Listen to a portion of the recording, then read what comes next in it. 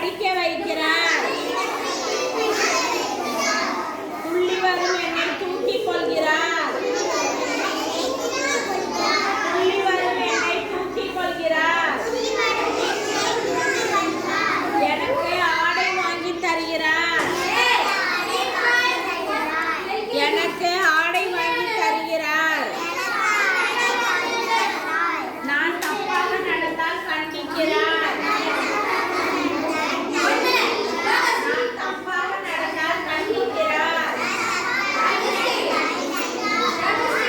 என்னை வெளியே கூட்டிச் செல்கிறார். என்னை வெளியே கூட்டிச் செல்கிறார். எனக்கு விளையாட்டு கற்றுத் தருகிறார். எனக்கு விளையாட்டு கற்றுத் தருகிறார். என்னோடு விளையாடுகிறார். என்னோடு விளையாடுகிறார். எனக்காக உழைக்கிறார். என்னை பள்ளியில் படிக்க வைக்கிறார். என்னை பள்ளியில் படிக்க வைக்கிறார்.